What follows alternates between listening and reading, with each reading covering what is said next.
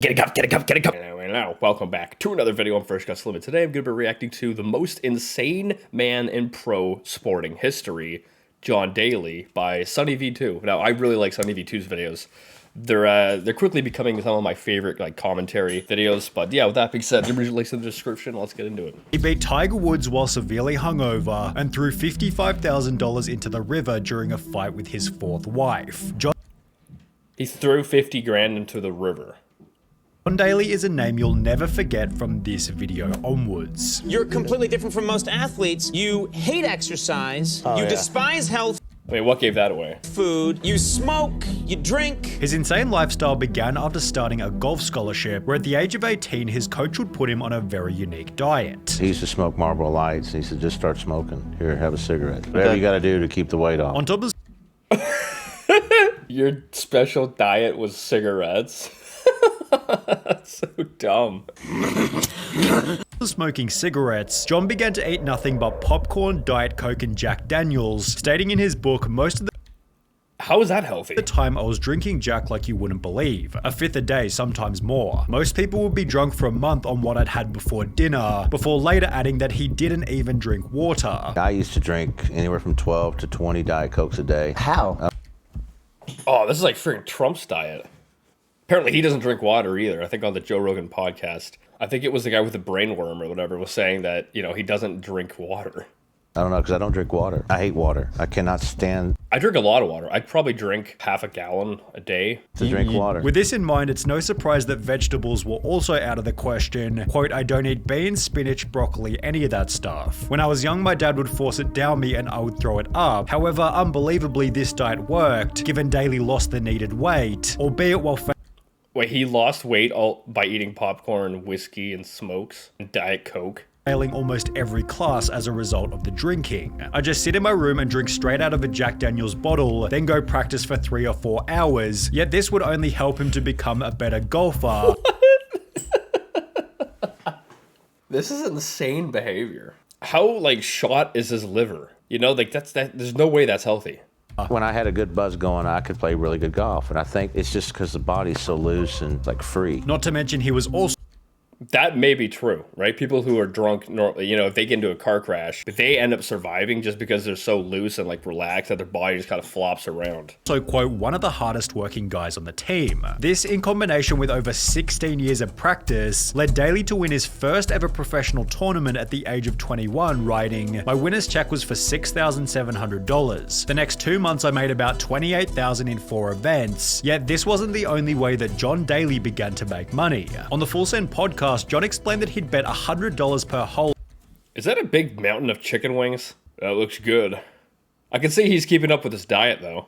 Against unsuspecting players. $100 a hole. Paid for my hotel room, paid for my drinks, paid for everything. Described in his book as playing other guys for money, usually men at the local golf clubs who thought they were better than they were, who figured they could kick this fat kid's ass. That's the way I spent my summers. Think of it as my permanent part-time job. Shut up. Yet this would also introduce him to the toxic world of gambling. Oh no. He's done for. Once you start gambling, you're done for. If you get a little bit of that little bit of that buzz, a little bit of a buzz from especially slot machines, they are rigged against you. They have a payout ratio. The house always wins. If you're good at cards, you at least have a chance at winning. Never start gambling, okay? Invest in the stock market instead. It's like gambling, but at least you own part of a company or something. About 3 years after turning pro, John won $16,000 in a South African tournament before losing the entire amount at a casino less than 24 hours later. In a fit of rage, Daly completely trashed his hotel room, also introducing the early stages of his potentially volatile nature. Sometimes I'd beat my bus up. Sometimes I'd beat my car up. Sometimes I'd beat a hotel room up. Well, at least he didn't say his wife. Despite this, John would go on to win his 3rd significant event, which just so happened to have been the PGA Championship, turning John Daly That would probably pay him a lot. Isn't that the biggest? That would probably pay him a lot of money. into an overnight superstar. It was crazy. There was 4,000 people sitting in front of the clubhouse and on the driving range For you. just waiting for me to get in. And that trust me, I was not used to. All of a sudden, I was being offered tons of money to show up for Monday and Tuesday corporate outings and fundraisers. I was getting paid $25,000, $50,000, $75,000 a pop to hang with golf lovers for half a day. John was paid $230,000 for the championship win itself, yet he'd give $30,000 to the kids of a spectator who was killed by lightning midway through the tournament. Wait, what? Some bystanders or spectators were struck by lightning? Wouldn't they have, like, you'd think they would have stopped golfing if it, like, all of a sudden started raining or something. How does that, what? This kind of generosity helped John to build a cult-like fan base of people who loved his rough edges. You have a simple motto. This is a quote. I just hit it as hard as I can, and if I can find it, I hit it again. Let's hope he wasn't talking about his wife. That's such a horrible joke, I apologize.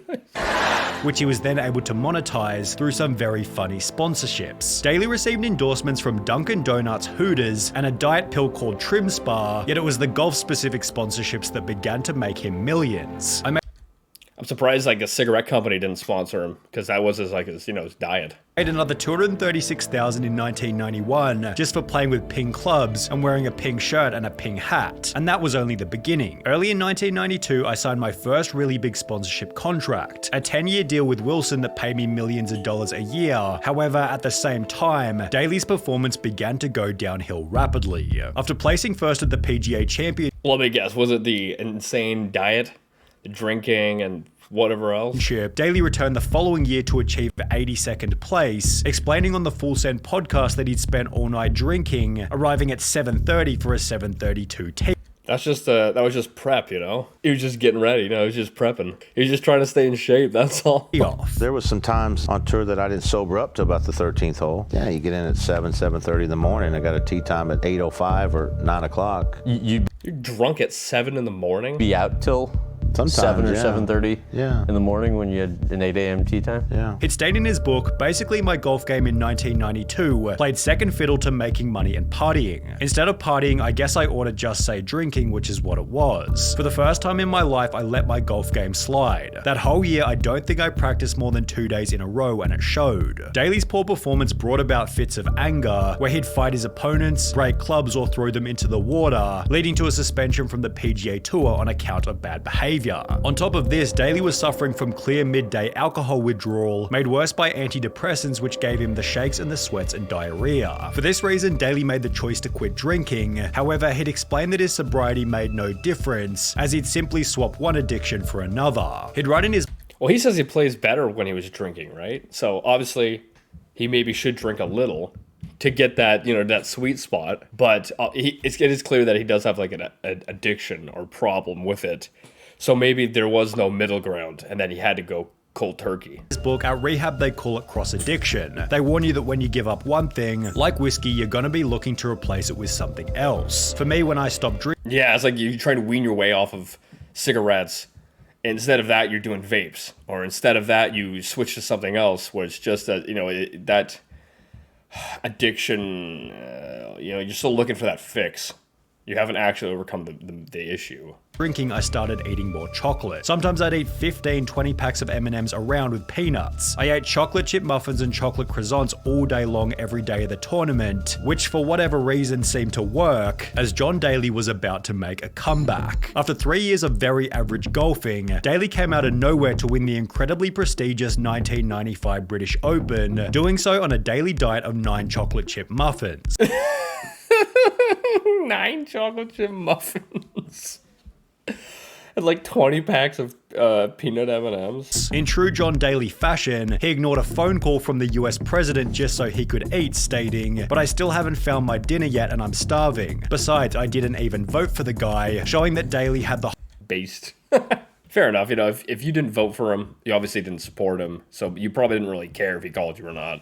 whole world in his hands until he started drinking again. On the brink of divorce, Surprised he had the time to call, when he wasn't getting that sloppy Sloppy. With his second wife, Daly gave in and headed out for a big night at the bar before landing himself in hospital after falling through a hotel door. He checked himself back into rehab around 2 days later, although the media had already gotten hold of the story and his endorsements weren't happy. My two main sponsors, Wilson and Reebok, had dropped me while I was in rehab. The Wilson deal paid me several million a year plus bonuses, and I'd just done another 5-year deal with Reebok. As an alternative, Daly accepted a $1.2 million per year sponsorship from Callaway on the one condition that he stay sober. However, he eventually concluded that the deal wasn't worth it. A sponsor came to him and said, It wasn't worth it.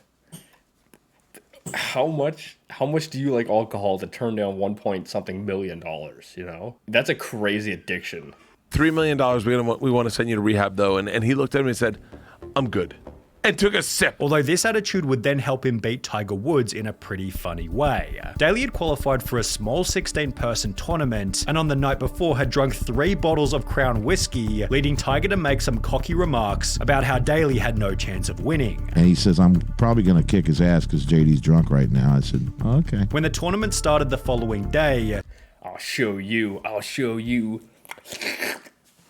Daly decided to troll Tiger by acting as though he was still drunk. And he is looking at me the whole day. I've got drinks coming down, people bringing me drinks on the golf course. He goes, what are you drinking? I said, oh, I got my Crown in here, man. I'm fine. Not 1 ounce alcohol, because if you do that, you get in trouble on the tour. But I got him thinking that I was really still drinking. Helping John to completely demolish the tournament. I shoot 65 and beat him by like 6 shots. It's about the last time I ever beat him. Daly then earned $4 million in 2004 and 2005, yet this would only fuel an addiction worse than any he'd experienced before. Gambling. You know, in Vegas, I'd play the $5,000 slot machine. Every time Chicken wings.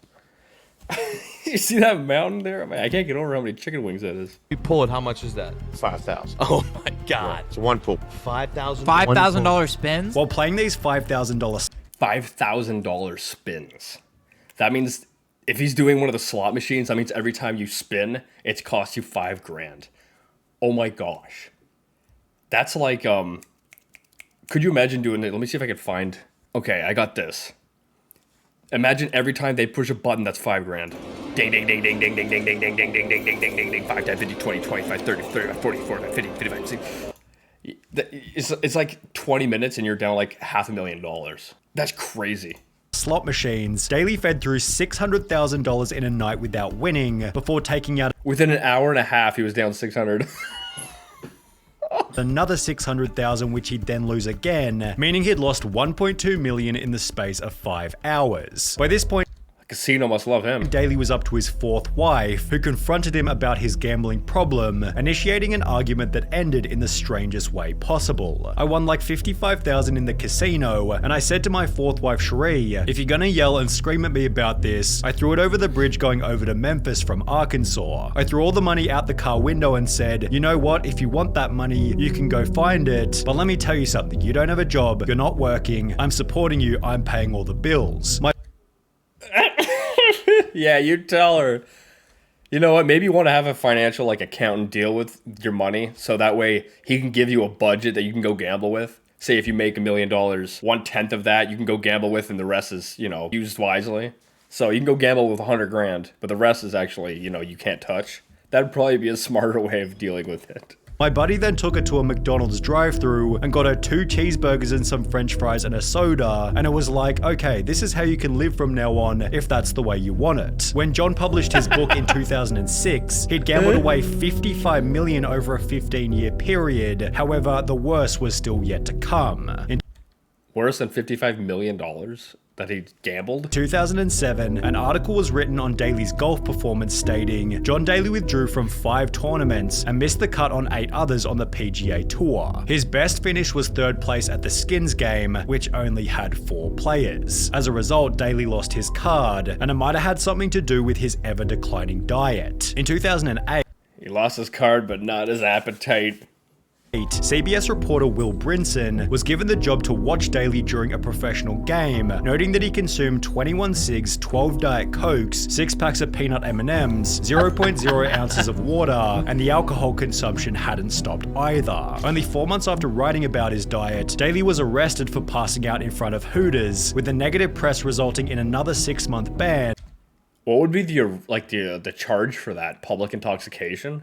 For passing out in front of Hooters? I don't like what would the charge be? From all professional golf. As a consolation, Daly's mugshot was placed proudly inside the restaurant. However, he'd end the year with Man, they're freaking trolling him. earnings of only $56,000, forcing yet another change in John Daly's life. Having grown tired of golf club dress codes, Daly decided to purchase his local course. You don't like a dress code in golf, that you No, find that offensive. no. You have your own golf course that you bought. Is there a dress code there? But basically, all you gotta do is cover your private parts, and you can play my golf course. Initially running the club at a loss, just so the town had somewhere to play. I'm losing probably $250,000 to $350,000 a year, somewhere in there.